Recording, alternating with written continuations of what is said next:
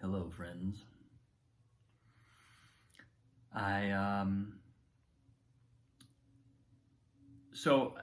Today what I think I'm going to talk a little bit about is a thought that came up for me yesterday. And not even really a thought. It was in fact, you'll see why that's funny when I actually tell you what this is. But it was an insight that came through as I was sitting in meditation, and I mentioned in my post yesterday, if you didn't see it, that I woke up really early. I woke up at 3 a.m. to do a class, an online class that was taking place in London, and I kind of went from there into a series of, I did my morning routine, but in so doing, I found myself in a sort of almost like a series of flashbacks. It was almost like going back in time. I felt myself being pulled back to that period of time when I was in London. And anyway, so point of all that is I was up early, and as I was meditating, something really interesting happened, which is that I was sitting. I'm currently practicing a meditation that I have. It's actually I've sort of changed what I do regularly. I used to do a different meditation technique. Now I'm sort of doing one that I learned from Chogyam Trungpa in his book, The Sacred Path of the Warrior. He describes just an eyes open meditation, which is, I found it really interesting. He calls it a mindfulness meditation, and what it really is you sit, we focus on the breath, whether that's the nostrils or whether that's the breath in the body, physical sensation. And the reason why physical sensation is what we focus on is because as long as our focus is on physical sensation, our focus has to remain in the present moment. It can't depart from the present moment if it remains with ongoing sensation, because that's happening right now. In every single manifest moment, there is that perception of that. So there are thousands of meditation techniques that all employ this principle of tying our focus to something that is inherently bound to the present moment, as opposed to something like thought, which operates seemingly independent of the present moment. We can think our way into the past, we can think our way into the future, we can think our way into a concept, and really sort of leave present moment awareness behind as we do so. So that's the meditation that I'm working on, and so basically the practice is stay with that sensation, and then whenever we recognize that we've been trapped by thought, or that we've gotten that our mind has gotten seduced by thought, we just identify it and label it thinking. Notice that I'm thinking, and then bring the focus back to the breath. Simple enough. But of course, that's, there are volumes to be learned in that simple practice. Years worth of experiences to have. And, I've done meditations like this before, and I'm really appreciating coming back to something that is so present moment focused, because it really does ground me in the present moment. And it really does. It also gives me, as someone who used to do a meditation that was slightly more, I would allow myself to travel a little more and my mind to travel a little more. This meditation it's kind of good. It's like, what's the word I'm looking for? It's a good barometer of how present I actually am, because you notice it immediately. As soon as you notice, oh, I'm thinking, there comes with it the attendant realization of, well, how long has that been going on? Was that 5 seconds of thinking that just popped up, or was that like 5 minutes that I've been kind of spaced out, and now I'm realizing, oh, I'm thinking, let me come back. So it keeps you honest. It keeps me it keeps me in a practice that feels good to me right now. Anyway, so what was really interesting yesterday was I'm doing this practice and I'm identifying my thinking when it comes up. I actually felt quite present, which I've found often, oddly, when I get up really early in the morning, 3, 4 a.m., I'm more present than if I sleep in till 6. I never sleep till 6, but or 7. Sometimes on the weekends I'll have a lie-in if Annalise is, at her grandma's or something. And I'm invariably, my meditation is far less focused when I get up that late. So there was something about getting up at 3 that really put me, it put me in the practice in a nice way. The thing that I observed was, as I would go into thinking, I would simultaneously become tired. So my fatigue was tied to thinking. And now on one level, you could sort of say, well, you got up at 3 a.m., you were tired, and that what we were labeling as thinking in the meditation was actually just me beginning to fall asleep. But that correlation felt really, it zinged for me as I perceived it. And I thought, oh, wow, thinking is sleeping. That's amazing. And this is, this is not a new revelation. Eckhart Tolle talks about awakening from, enlightenment is the awakening from the dream of thought. Most teachers of enlightenment talk about being asleep. They speak about the process as a process of waking up. Well, what are we waking up from? Well, we're waking up from our mind. We're waking up from the thoughts of our mind.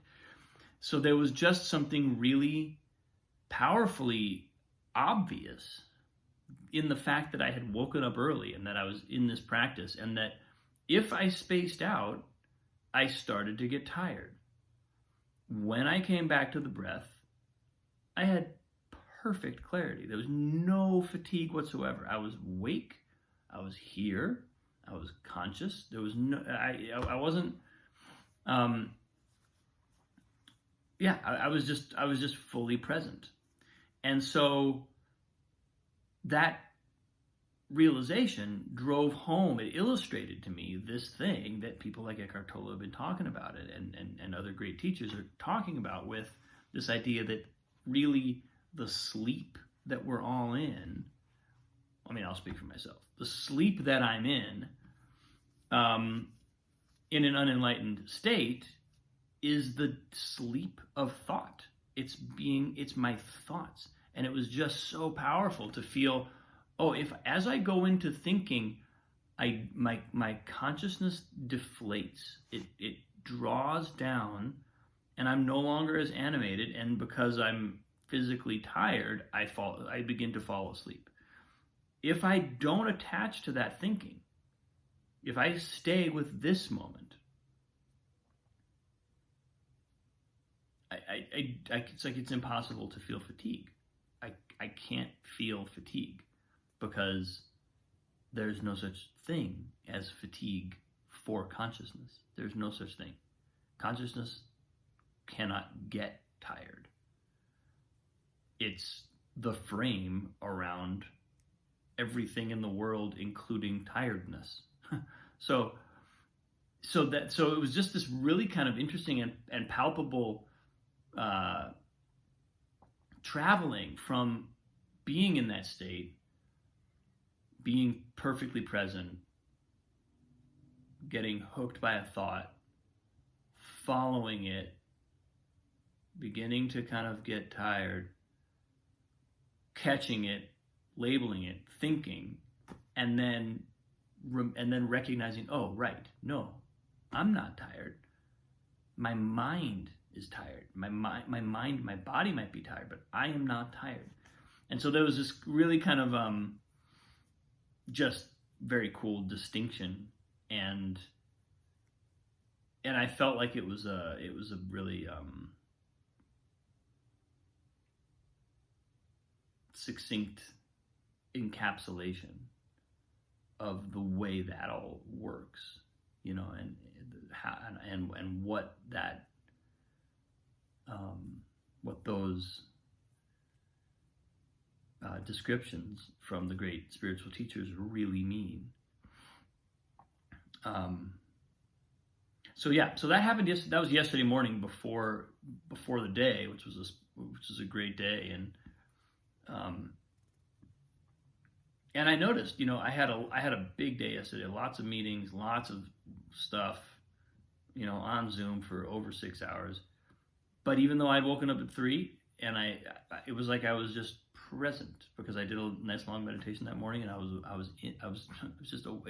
was like I got that sense of controlling whether or not I'm awake. Now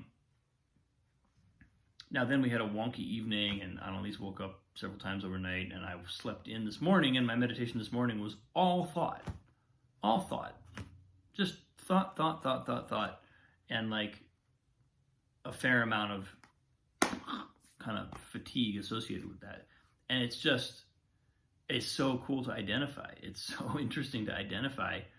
Oh, look, it's kind of like mapping the territories of our psyche, and what each of them does. What are the capacities of each part of our psyche? What are the attributes of it?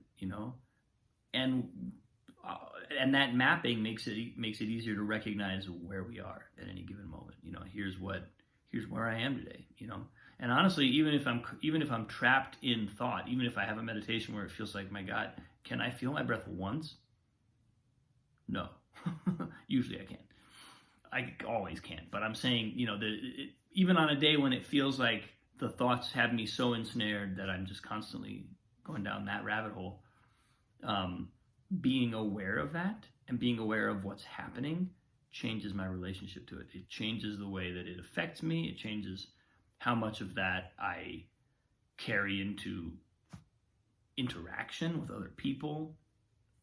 So this mapping process is just really exciting, and yesterday felt like a key moment, realizing, oh, thinking is sleeping. If I'm thinking, I'm asleep on some level. Not always. Thought can be employed by consciousness for sure, but that, I can follow my thoughts the way we follow a YouTube rabbit hole, right? A social media click rabbit hole, where we just kind of like binge click the next thing, and our awareness can do that without a phone. And